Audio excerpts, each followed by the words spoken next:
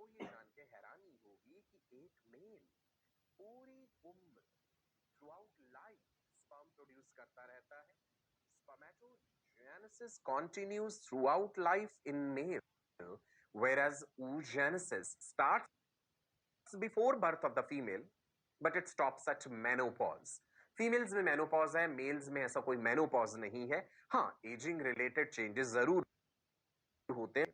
So female के gamete बनने की प्रक्रिया है oogenesis और फीमेल बनाती है फीमेल गैमिट यानी ओवा जो कि हैप्लॉइड है. मेल बनाता है मेल गैमिट जो कि है स्पर्म्स, स्पर्मेटोजोआ कह लीजिए, स्पर्म्स कह लीजिए. Sperm is the only cell which has a flagella.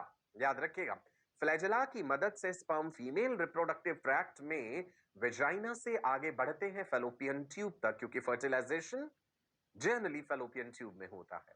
चलो, तो बेसिकली हमने यहां क्या जाना कि गैमिट बनते समय मियोसिस नाम की प्रक्रिया होती है जो क्रोमोसोम नंबर को रिड्यूस कर देती है.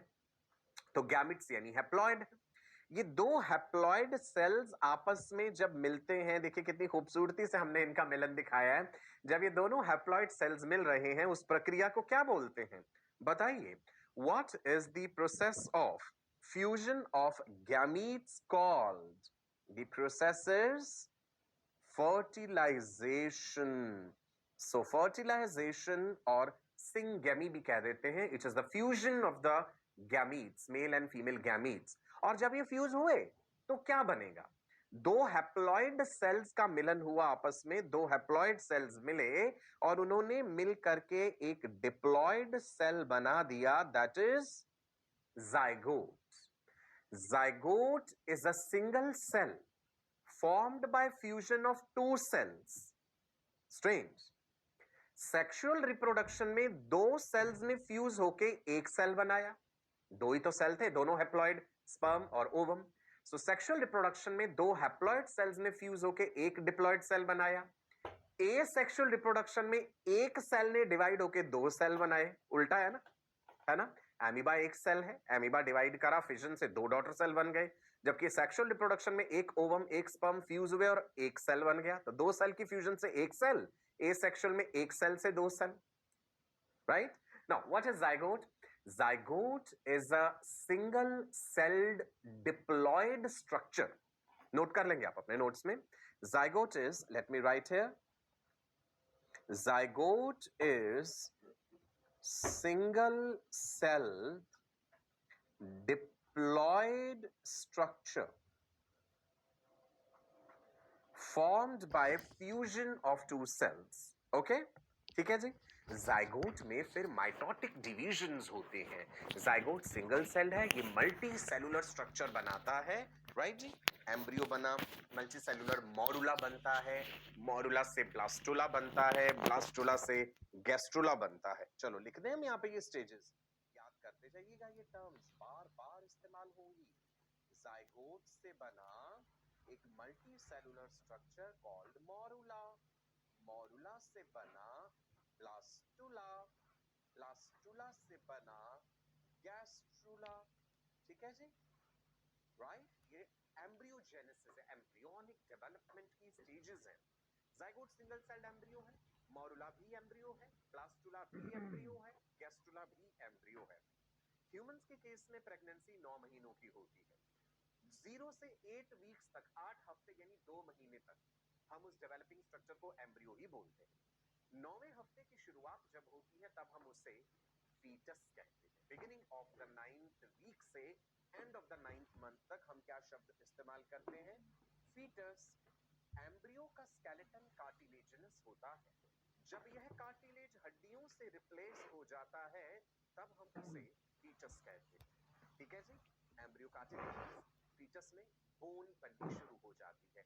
पूरी स्टेजेस आपको बताऊंगा ह्यूमंस में. राइट. अभी तो सिर्फ हम टर्मिनोलॉजी से अपने आप को एक्वेंट कर रहे हैं. मॉडुला बना, ब्लास्टुला बना, गैस्ट्रुला बना, फीटस बना और उसके बाद जी न्यू बॉर्न बेबी, ये नवजात शिशु. न्यूबॉर्न बेबी को क्या कहते हैं? Neonate. Neonates, newborn baby. Right. चलिए बढ़े आगे. सो ये था सेक्सुअल रिप्रोडक्शन का बेसिस. एक तरह से गैमेट्स बने, गैमेटोजेनेसिस हुआ। मेल में गैमेट बनने की प्रक्रिया है स्पर्मेटोजेनेसिस, फीमेल में गैमेट बनने की प्रक्रिया है oogenesis। गैमेट्स फर्टिलाइज हुए, हैप्लॉइड सेल्स से फर्टिलाइज हुए, डिप्लॉइड हो गया जाइगोट। फर्टिलाइजेशन का सिग्निफिकेंस क्या है? It restores the normal diploid condition, diploid set of chromosomes, right? Detail में जाते हैं। सेक्सुअल रिप्रोडक्शन परिभाषा क्या है? Reproduction that involves production of male and female gametes। Gamete शब्द का प्रयोग बार बार हो रहा है। गैमीट्स क्या है? Gametes are sex cells, male gamete sperm, female gamete ova। I'll repeat, reproduction that involves production of male and female gametes by, किसके द्वारा? By same individual। Important, क्या सेम इंडिविजुअल भी मेल एंड फीमेल गैमेट बना सकता है? Yes, अगर वो organism hermaphrodite है, मोनोशियस है। हर्माफ्रोडाइट ऑर्गेनिज्म वो होते हैं in which both male and female functional is important, both male and female functional gametes are produced। जैसा ह्यूमंस के केस में भी हम यूनिक्स कहते हैं, है ना? वहां पे ट्रू हर्मेफ्रोडिटिज्म नहीं है ह्यूमंस, राइट? हम पढ़ेंगे ह्यूमंस के केस में स्यूडो हर्मेफ्रोडिटिज्म होता है, ना तो वो कंप्लीटली मेल है ना कंप्लीटली फीमेल है। लेकिन एक हर्मेफ्रोडाइट जब आपने टर्म यूज करना है, मोनोशियस कहना है या बायसेक्सुअल कहना है, the animal is capable of producing और the organism is capable of producing both male and female functional gametes. That's important. चलो, सो वो रिप्रोडक्शन जिसमें मेल एंड फीमेल गैमेट्स बनते हैं बाय द सेम इंडिविजुअल, या सेकंड ऑप्शन देखिए, by different individuals of opposite sex.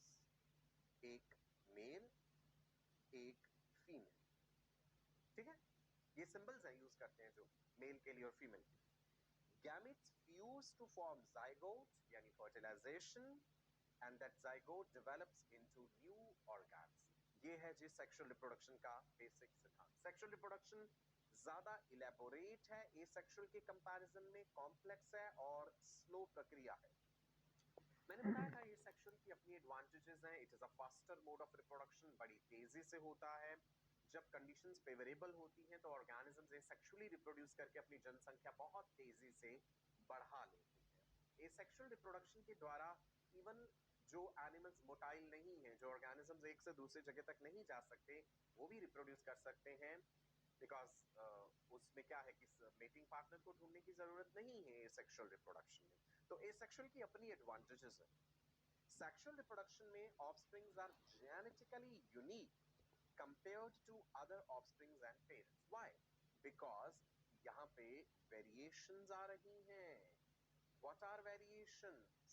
Small genetic differences which are found among organisms belonging to same species। They are variations, and variations provide the raw material for evolution। Evolution भी हमने detail में पढ़ना है। जो जानवर sexually reproduce करते हैं उनमें कुछ फेजेस हैं उनके जीवन काल में। Phases of sexually reproducing organisms कौन कौन से फेजेस हैं? चलिए ह्यूमंस की बात करते हैं।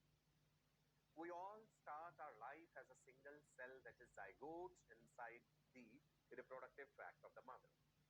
एम्ब्रियोजेनेसिस की ये प्रक्रिया कंप्लीट होती है, फीटस बनता है, देन न्यूबॉर्न बेबी, नियोनेट है, उसके बाद चाइल्ड है, एडोलेसेंस फेस आती है, एडल्ट हैं जो रिप्रोड्यूस करते हैं, और स्वाभाविक है एजिंग की प्रक्रिया तो लगातार हो रही है, तो सेनेसेंट फेस भी आता है और अंततः मृत्यु। सो जन्म और मृत्यु इसी के बीच में रिप्रोडक्शन वाला फेस है। तो ये सारे फेजेस ही हमने जानने हैं जो ह्यूमंस की लाइफ में है, या फिर इन जनरल बाकी ऑर्गेनिजम्स में भी है, प्लांट्स में भी है ना। सो सेक्सुअली रिप्रोड्यूसिंग ऑर्गेनिजम्स के क्या क्या फेजेस हैं ये इन जनरल हम कह रहे हैं। चाहे वो प्लांट हो, चाहे वो कोई इंसेक्ट की बात हो रही है, चाहे वो किसी और एनिमल की बात हो रही है, fishes, amphibians, reptiles, birds, mammals. Juvenile vegetative phase, reproductive phase and senescent phase. Juvenile बच्चा, छोटा बच्चा, जुवेनाइल कह देते ना। क्या है juvenile phase? Period after its birth where where the organism grows until reproductive maturity. जन्म के बाद जो है ग्रोथ का फेज आता है जब तक कि रिप्रोडक्टिव मैच्योरिटी नहीं आ जाती। अगर हम ह्यूमंस की बात करें, हम प्यूबर्टी शब्द का इस्तेमाल करते हैं sexual maturity. Boys and girls में सेक्सुअल मैच्योरिटी अटेन करने की उम्र में थोड़ा सा फर्क रहता है, 1.5-2 साल का। Girls attain sexual maturity at an earlier age age compare to boys. उसके रीजंस भी आगे हम जानेंगे। Onset of puberty, okay. Reproductive phase क्या है? Period where the organism can reproduce sexually. जब सेक्सुअल रिप्रोडक्शन हो रहा है जितने समय के लिए, जितने काल के लिए, उसे रिप्रोडक्टिव फेज कहते हैं। उसके बाद आता है जी सेनेसेंट फेज। नोट कर रहे हैं ना, साथ साथ टर्मिनोलॉजी याद रहनी चाहिए आपको। Period where the organism grows old and can not sexually reproduce. ये वेरी कर जाता है। अगर हम देखिए ह्यूमंस की बात करें, फीमेल्स में मेनोपॉज हो जाता है 45 से 50 साल की उम्र में। The female attains menopause but male continues to produce sperms till death. A male can father a child even at the age of 80 years, 90 years, or even 100 years, provided बाकी body physiology reproduction को support करे. He is able to have erection, he is capable of having sexual intercourse. Testes में sperms लगातार बनते रहते हैं. एक बार जब sperm production मेल्स में प्यूबर्टी एज पे शुरू हो जाता है, 12 से 14 साल की उम्र में ह्यूमंस में, मेल्स में जो है स्पर्मेटोजेनेसिस प्रोसेस शुरू हो जाती है. So once it starts, it continues till death, right? So male female में यहाँ थोड़ा डिफरेंस आ जाता है, तो ये परिभाषा समझते समय ये ध्यान रखिएगा इस चीज का।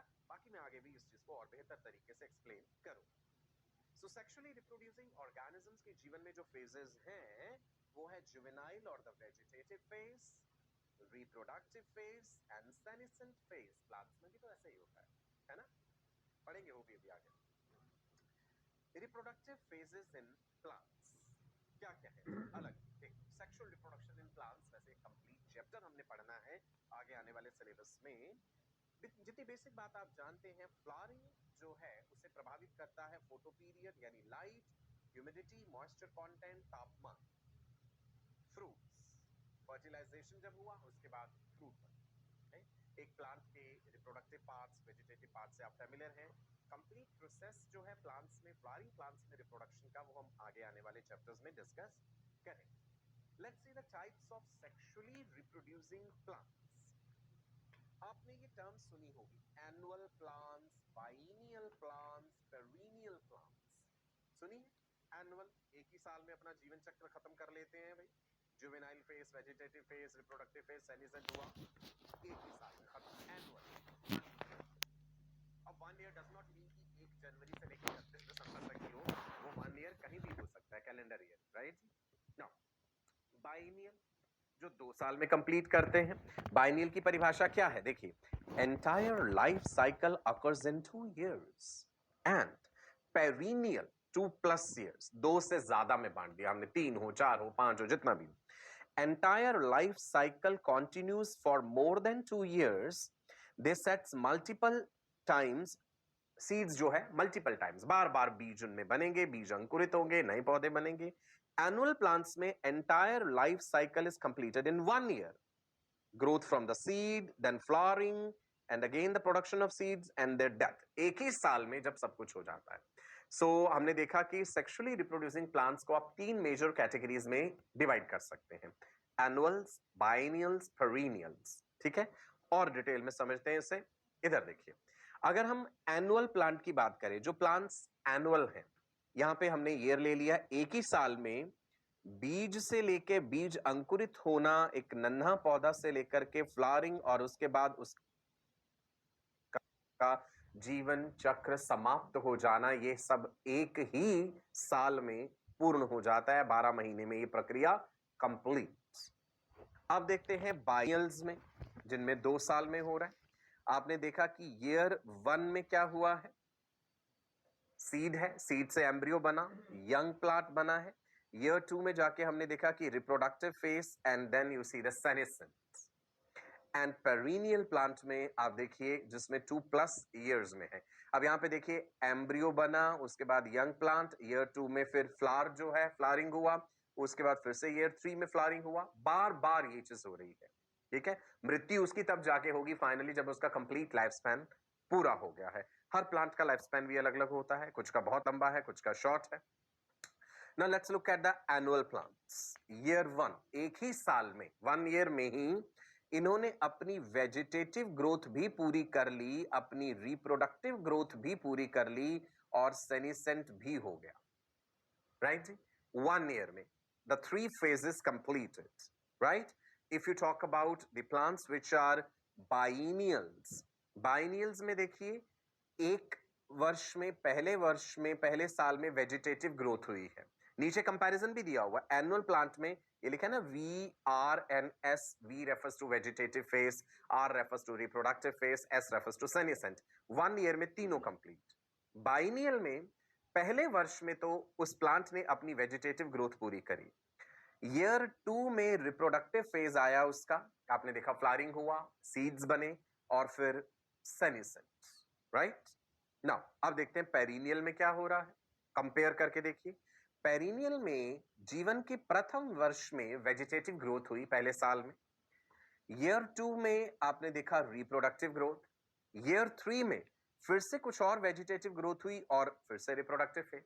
सेनिसेंट फेज नहीं आया अभी यहाँ पे, वो जाके एंड में आएगा जब सारी प्रक्रियाएं समाप्त हो जाएंगी। You know that ageing is progressive decrease और decline in the structure and function of the tissues, cells, organs, complete हर चीज में।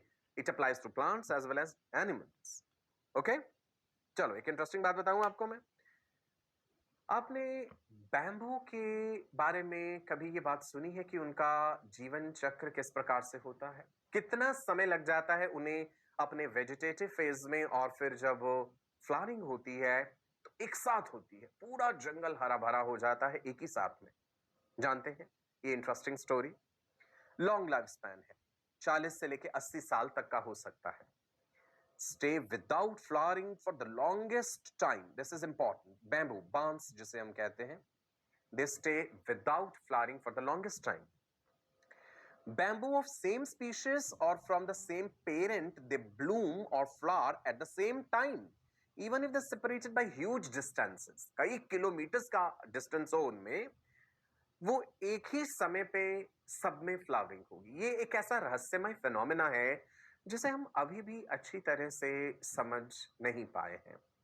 कई जगह ऐसी है जहां पे बैम्बूस का फ्लावरिंग आना एक अशुभ बात भी मानी जाती है कि फूल आएंगे, वो फूल जमीन पे गिरेंगे, उन्हें खाने वाले जो जीव हैं वो बहुत ज्यादा बढ़ेंगे, चूहों की जनसंख्या बहुत ज्यादा बढ़ जाएगी, और चूहों की जनसंख्या, रैट्स जो होते हैं, वो बढ़ जाएगी तो वो आसपास की फसलों पे भी हमला करेंगे और अकाल पड़ जाएगा। तो बैम्बू में फ्लावर्स आना अकाल के साथ, फेमीन जिसे हम कह देते हैं ना, अकाल पड़ जाना, कि अनाज की बहुत किल्लत हो जाएगी, बहुत कमी हो जाएगी, ये बात भी रिलेटेड है। आप पढ़िएगा, इंटरनेट पे एक्सप्लोर कीजिएगा इन स्टोरीज को भी।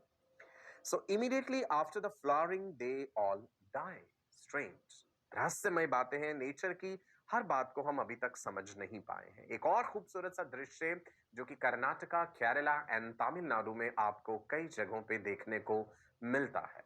कितना खूबसूरत सा ये नजारा। Are you familiar with this name? Neel Kurinji भी कहते हैं इसे, राइट। पर्पल कलर से ढकी हुई ये पहाड़ियां इन खूबसूरत फूलों से, इसका जो बोटेनिकल नेम है that is Strobilanthes kunthiana, blooms once in 12 years। Strange phenomena. और पूरे ये पर्पल कलर के फ्लावर जो हैं पहाड़ियों को, किनारों को ढक लेते हैं। बहुत ही खूबसूरत सा ये नजारा होता है। चलिए let's come to reproductive phases in humans. Female के केस में दिखाया गया है, एक बच्चा जन्म लेता है, प्यूबर्टी की एज तक पहुंचता है, एडोलेसेंट एज को पार करते हुए एडल्ट बनता है, मेंस्ट्रुअल साइकिल शुरू होता है फीमेल में, राइट। उसके बाद सेक्सुअल रिप्रोडक्शन जो है वो शुरू हो जाएगा, and finally obviously senescent phase. So there is juvenile phase, there is reproductive phase, and there is senescent phase when she is not capable of reproduction. This applies to human female. I told you earlier, human female में menopause हो जाता है। Menopause का significance क्या है ये भी हम जानेंगे। Why a female attains menopause and there is no menopause in males? इसका क्या रीजन रहा हो? मैं बार बार ये कहता हूं ना, nothing in biology makes sense except in the light of evolution. Theodosius Dobzhansky की दी हुई ये स्टेटमेंट है और ये बड़ी इंटरेस्टिंग बात है, पढ़ेंगे इवोल्यूशन में, ठीक है जी। इवोल्यूशन के पास आपके हर सवाल का जवाब मौजूद है। मेल के केस में देखिए, there is juvenile phase and then there is reproductive phase and then there is senescent phase. लेकिन मेल के केस में मेनोपॉज जैसी चीज नहीं है। हाँ, हम ये जरूर कहते हैं कि एंड्रोपॉज काइंड ऑफ थिंग जरूर होता है। Andro is referring to the male, जिसमें कि मेल सेक्स हार्मोन्स का लेवल डाउन गया है। सेक्सुअल इंटरेस्ट वेरीज, कुछ मेल्स में डाउन भी जा सकता है, कुछ में नहीं भी जा सकता। ओवरऑल बॉडी फिजियोलॉजी में बदलाव होते हैं, लेकिन टेस्टिस में स्पर्म प्रोडक्शन कंटिन्यू रहता है till death. Okay, juvenile face growing face है। रिप्रोडक्टिव फेस में मॉर्फोलॉजिकल एंड फिजियोलॉजिकल बदलाव आते हैं। जब प्यूबर्टी होती है मेल्स या फीमेल्स में, शरीर में morphological, physiological and even psychological बदलाव भी होते हैं, बिहेवियरल चेंजेस भी होते हैं। There is active reproductive behaviour, right. It varies widely in animals, अलग अलग एनिमल्स में अलग अलग तरीके से ये हमें देखने को मिलता है। सेनेसेंट फेस में the organism cannot reproduce, grows old and weak and then finally dies।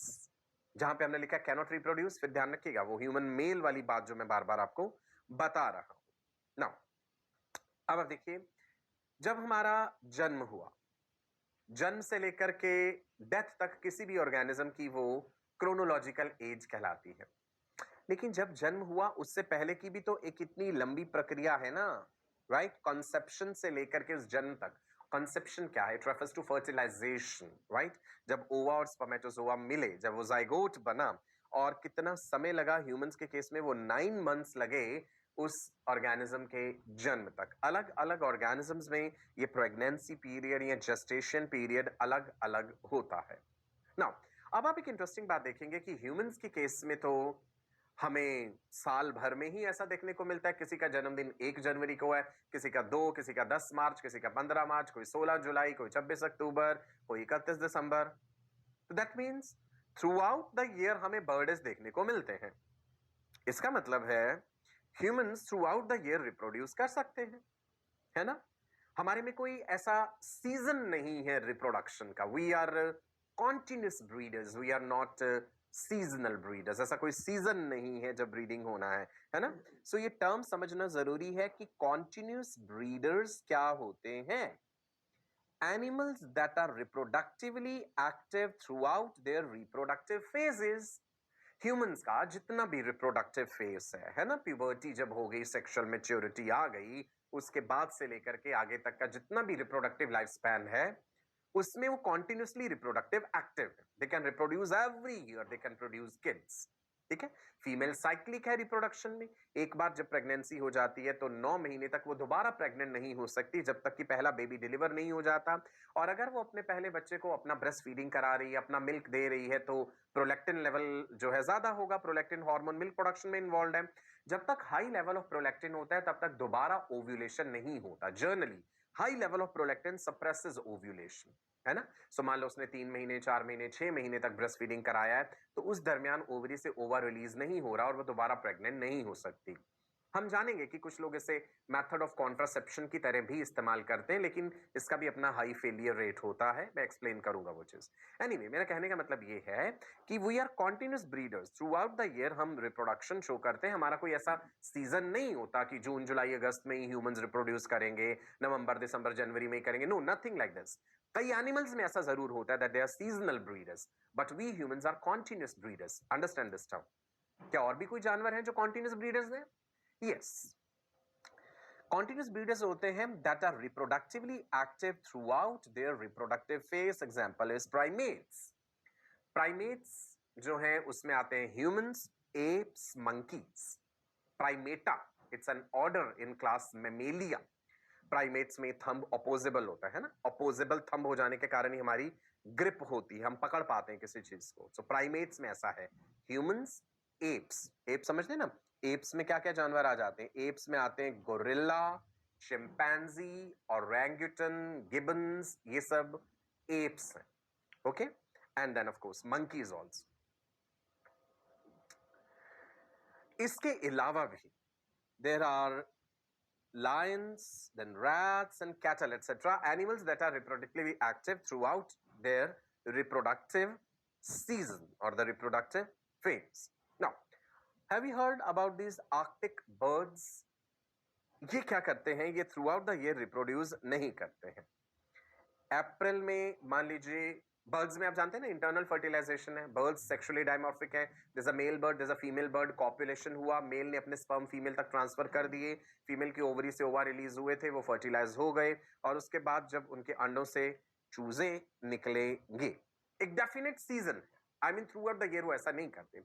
कोई भी जानवर ये जरूर देखता है कि जब वो रिप्रोड्यूस कर रहा हो, जब उसकी नई जनरेशन आनी है इस दुनिया में, नवजीवन का निर्माण जब होना है, तो अबंडेंट फूड अवेलेबल जरूर हो. फूड तो जरूरी है बच्चों के लिए और एनवायरमेंटल कंडीशंस भी फेवरेबल हो. तो जहां पे क्रॉस क्रॉस लगाया गया है ना, that is indicating that this particular animal जिसके हम बात कर रहे हैं, आर्कटिक बर्ड्स, वो throughout the year reproduce नहीं कर सकते. They are seasonal breeders. बहुत से जानवर हैं सीजनल ब्रीडर्स. देखते हैं जी क्या होते हैं सीजनल ब्रीडर्स. अभी हमने ह्यूमंस, प्राइमेट्स इनका जिक्र करा जो कि कॉन्टिन्यूस ब्रीडर्स हैं. Animals that are reproductively active only during certain favorable seasons in their reproductive phase. Reproductive phase तो है उनका, मान लो 3 साल का है, 4 साल का है, लेकिन उस रिप्रोडक्टिव फेज में भी फेवरेबल सीजन होना चाहिए, तो वो सीजनल ब्रीडर जो है उस समय ब्रीड करेगा. Bears, foxes and Arctic tern जिसकी हमने एग्जांपल ली थी अभी, ये जो है सीजनल ब्रीडर्स है. ठीक है जी. बहुत से डोमेस्टिक एनिमल्स भी हैं जो सीजनल ब्रीडर्स हैं. Horses, then dogs and cats also. कई बार हमने सुना है ना कि बिल्लियों के रोने की आवाज जैसे में आती है कि कोई छोटा बच्चा रो रहा हो. जाने के अभी हम कि एनिमल्स में हीट पीरियड क्या होता है, राइट? ईस्ट्रस साइकिल क्या है, मेंस्ट्रुअल साइकिल क्या है, विल डिस्कस दैट. ठीक है जी. फिलहाल हम जिक्र कर रहे थे कि कॉन्टिन्यूस ब्रीडर्स क्या है और सीजनल ब्रीडर्स क्या है. सीजनल ब्रीडर्स वो जानवर हैं जिनका एक डेफिनिट रिप्रोडक्टिव सीजन आता है ब्रीडिंग के लिए. हालांकि वो जो है 4 साल, 5 साल, 6 साल तक भी उनका रिप्रोडक्टिव लाइफ स्पैन हो सकता है. रिप्रोडक्टिव लाइफ स्पैन, उस रिप्रोडक्टिव लाइफ स्पैन में भी सिलेक्टेड सीजन होगा जब वो ब्रीड करेगा. ठीक है जी. नाउ अब आप एक इंटरेस्टिंग चीज देखेंगे इंडिया का, अगर मैं आपको बताऊं, there is a seasonal pattern of reproduction, but it doesn't mean that we are seasonal breeding. अगर हम थ्रू आउट द ईयर देखें, ज्यादातर लोगों के बर्थडेज जो है आपको देखने को मिलेंगे अगस्त, सितंबर, अक्टूबर, नवंबर. ये पीक बर्थ है ना? ऐसा क्यों है भाई? सोचिएगा क्या कारण है कि ज्यादातर बच्चे जो है वो इन महीनों में पैदा होते हैं. अब आप सोचिए अगर वो इन महीनों में पैदा हुए हैं, सो जिस भी पर्टिकुलर कपल के यहाँ वो बच्चा पैदा हुआ है, उसमें जनरली अगर हमने देखी ह्यूमंस के इंडिया में जो हम जनरली सीन लेके चलते हैं कि शादी के विद इन 1 ईयर, 1 साल बाद ही जो है बच्चे हो जाते हैं. आप जानते हैं बहुत से लोग कॉन्ट्रासेप्शन फॉलो नहीं करते हैं. सो अब आप देखिए कि अगर अगस्त, सितंबर, अक्टूबर, नवंबर में बच्चे पैदा हो रहे हैं, तो कंसेप्शन कब हुआ था, किन महीनों में हुआ था? आपको 9 मंथ्स, 10 मंथ्स पीछे जाना पड़ेगा उस चीज में. Perhaps you can get the answer. अरे चलो जी, एक कहानी सुनते हैं. Weird sound. आपने भी शायद कई बार देखा होगा कि भाई हम सो रहे हैं, रात में जनरली ऐसा होता है कि आपको ऐसी आवाज सुनाई दी कि भाई जैसे कोई रो रहा है, कोई बच्चा रो रहा है ना? सुनिए आपने ऐसा, हमें ऐसा लगता है कि कोई रो रहा होगा बाहर. इतनी क्लोजली रिजेंबल करती है वो साउंड, लेकिन वो ह्यूमंस की नहीं, वो कैट यॉलिंग. ये म्याऊं वाली आवाज नहीं, ये बड़ी डिफरेंट है, जैसे छोटा बच्चा रो रहा हो. So that indicates that the animal is in heat period, oestrus period जिसे हम कहते हैं. ठीक है. हीट से मतलब क्या है? period during the reproductive phase of a female animal when she is fertile. उस समय वो फीमेल एनिमल फर्टाइल है and she is ready for mating. The female is showing behavioral changes. She is receptive to the male partner. Dogs के case में भी ऐसा होता है. ठीक है. And the female is ready to mate. Most animals can produce a distinct mating call. Animals में अलग अलग तरह का रिप्रोडक्टिव बिहेवियर होता है to attract the male partner, right? चलो अब एक बार देखते हैं कि क्या क्या फेजेस हमने पढ़े थे। जुवेनाइल फेज हमने पढ़ा, रिप्रोडक्टिव फेज पढ़ा और सेनिसेंट फेज पढ़ा है अभी तक। Juvenile phase is the growing phase. Reproductive phase में मॉर्फोलॉजिकल एंड फिजियोलॉजिकल चेंजेस हैं। एक्टिव रिप्रोडक्टिव बिहेवियर है that is varying widely among the animals. Senescent phase में रिप्रोडक्शन नहीं हो रहा, द एनिमल और the organism grows old, becomes weak and then finally dies. Mammals का जिक्र करते हैं यहाँ पे स्पेसिफिकली। देख लीजिएगा, मैमल्स की बात कर रहा हूं मैं। मैमल्स के खास फीचर्स हैं, they have mammary glands to produce milk, they have body hair, their testis are located outside the body in scrotum. ये मैमल्स के फीचर हैं। ब्रेन में कॉर्पस कैलोसम होता है मैमल्स में। The reproductive phase in most species, females are regulated by regular hormonal changes और cycles. Mammals के case में हम देखेंगे there are reproductive cycles. Female is cyclic in reproduction, male is continuous in sperm production. इसके भी reason है, ऐसा क्यों है? पहले भी आपसे एक बार सवाल पूछा था मैंने। मेमेलियन फीमेल में हमें दो तरह का साइकिल देखने को मिलता है। एक होता है जी ईस्ट्रस साइकिल, एक होता है मेंस्ट्रुअल साइकिल, और इनको हॉर्मोन्स रेगुलेट करते हैं। केमिकल कंट्रोल एंड कोऑर्डिनेशन पढ़ते समय क्लास 11th में मैंने आपको हार्मोन्स का जिक्र किया था ना। गोनेडोट्रोपिन्स पिट्यूटरी के, LH, FSH, देन ओवरी से आने वाला ईस्ट्रोजन, प्रोजेस्टेरॉन, टेस्टिस से आने वाले टेस्टोस्टेरॉन, रिलैक्सिन, इनहिबिन, ये सब हार्मोन्स अब ध्यान रखिएगा। आगे जाकर के इनका रोल आप और बेहतर तरीके से समझेंगे। मेमेलियन रिप्रोडक्टिव साइकिल दो तरह का है जी, ईस्ट्रस साइकिल, मेंस्ट्रुअल। ईस्ट्रस के स्पेलिंग आप O से भी लिख सकते हैं, E से भी लिख सकते हैं। That's just a style of writing English. Oestrus cycle non primate mammals में, जो प्राइमेट्स होते हैं ना, humans, apps and monkeys, apps में गोरिल्ला, चिंपैंजी, रेंगिटन, प्राइमेट्स के केस में मेंस्ट्रुअल साइकिल है, जिसमें कि ब्लीडिंग फेज होता है, यूट्राइन लाइनिंग शेड हो जाती है। मेंस्ट्रुअल साइकिल में the female is receptive to the male throughout the cycle, कभी भी कॉपुलेशन हो सकता है। ईस्ट्रस साइकिल में there is no bleeding phase. In most of the species uterine lining shed नहीं होती है, ब्लीडिंग नहीं होती है। यूट्राइन लाइनिंग अंदर ही एब्जॉर्ब हो जाती है। यूट्रस में एंडोमेट्रियम जो होता है, पढ़ेंगे एंडोमेट्रियम के बारे में भी। ईस्ट्रस साइकिल में एक डेफिनेट हीट पीरियड होता है when the animal is receptive to the male, right? The female animal does not allow copulation any time during the cycle. नहीं, ईस्ट्रस में ऐसा नहीं होगा, बिहेवियरल चेंजेस हैं। मेंस्ट्रुअल साइकिल में female is receptive to the male any time during the cycle. अब ऐसा भी क्यों हुआ in the course of evolution कि लोअर एनिमल्स में, मैमल्स की बात कर रहे हैं, कि नॉन प्राइमेट्स में, कैट में, डॉग, रैट, पिग, इन सब में ईस्ट्रस साइकिल है। बट धीरे धीरे इन द कोर्स ऑफ इवोल्यूशन जब प्राइमेट्स बने, प्राइमेटा सबसे हायर ऑर्डर है क्लास मेमेलिया का, है ना। मेमेलिया में बहुत सारे ऑर्डर्स आते हैं। रोडेंशिया है, चिरोप्टेरा है जिसमें बैट्स आते हैं, कार्निवोरा है, लेगोमॉर्फा है, ईडेंटाटा है। There so many orders in class Mammalia. बाकी सब को छोड़ के प्राइमेटा ऑर्डर जो है प्राइमेट्स में, जो कि सबसे हाईएस्ट ऑर्डर है, ब्रेन भी हाईली डेवलप्ड है प्राइमेट्स का, वहां पे मेंस्ट्रुअल साइकिल देखने को मिलता है।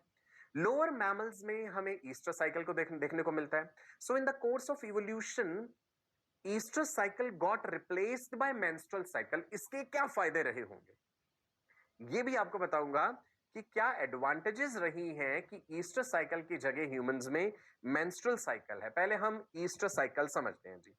दो तरह का ब्रॉडली हम डिवाइड कर लेते हैं। कुछ एनिमल्स होते हैं पॉली ईस्ट्रस, जिनमें बार बार ईस्ट्रस साइकिल हो रहा है, और कुछ हो रहे हैं मोनो ईस्ट्रस, जिनमें एक ही बार हुआ है ईस्ट्रस।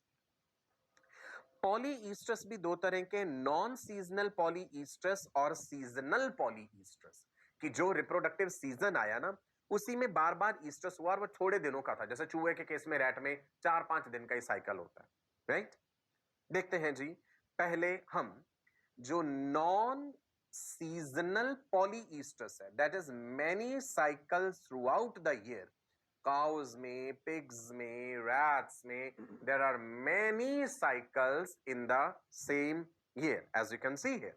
बार बार हमने वो दिखाया है, रिप्रोडक्टिव साइकिल उनमें हो रहा है, they are non seasonal.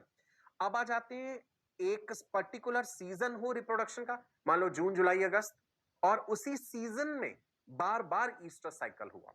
Non seasonal पॉलीईस्टर्स हमने देख लिया कि थ्रू आउट द ईयर।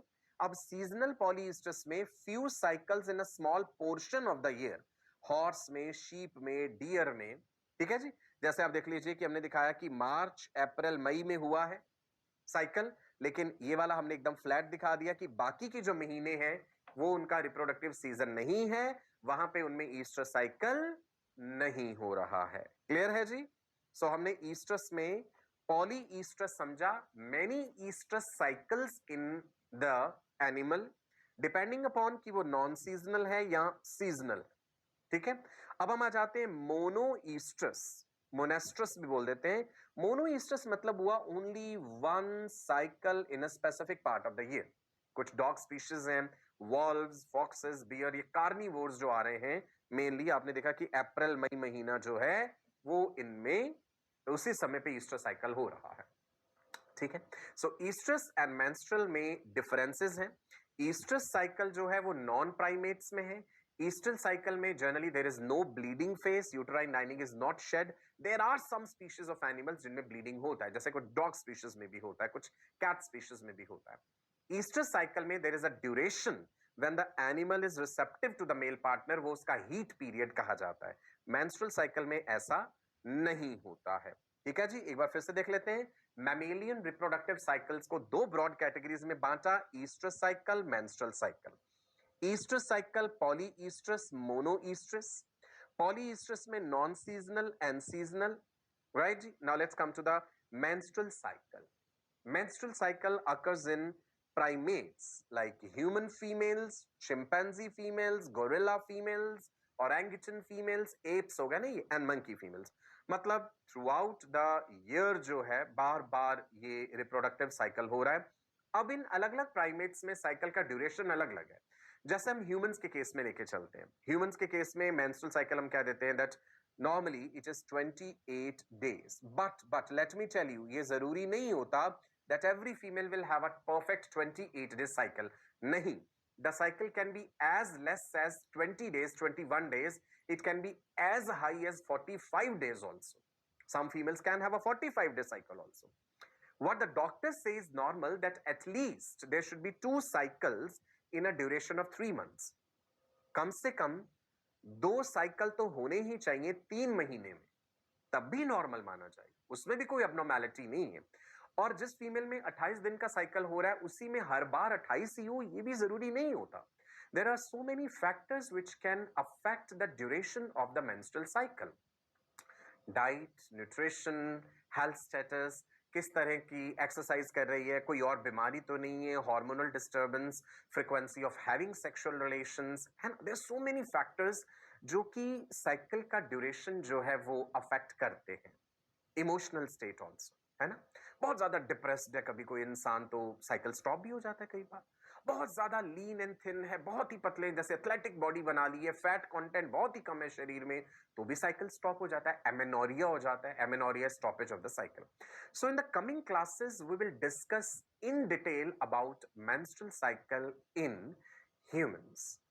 ठीक है जी, एक बेसिक सी जानकारी अभी हमने ली है सेक्सुअल रिप्रोडक्शन की। जैसा कि मैंने कहा था, it is a very complex, it's a very elaborate process. So of course elaborate तो है। ठीक है जी, चलो अब एक चीज देखिए जरा, नॉन सीजनल पॉलीईस्टर्स और मेंस्ट्रुअल को अगर हम कंपेयर करें, जो नॉन सीजनल पॉलीईस्टर्स हैं वो sexually active only during fertile part of the cycle. Cycle तो मान लो उनमें साल भर हो रहा है, लेकिन उस साइकिल के हर दिन में वो मेल पार्टनर से कॉप्युलेट नहीं करेगा animal.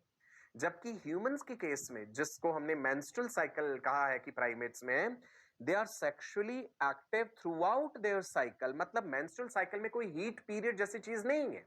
The female is receptive to the male partner anytime during the cycle. So that is the difference between estrous cycle and menstrual cycle. Let me repeat it again. Estrous cycle हुआ non primates में, cows में या dogs में, है ना। menstrual cycle primates में, right? So I hope you enjoyed the session. Evolution के पास आपके बहुत सारे सवालों के जवाब हैं। इन सभी सवालों के जवाब जानने के लिए आप रेगुलरली ये सेशंस अटेंड करते रहिए। आने वाला समय और भी इंटरेस्टिंग होने वाला है। Till then I wish you all a very very bright and prosperous future. Stay blessed, पढ़ते रहिए, खुश रहिए। नमस्कार, bye bye, God bless you all.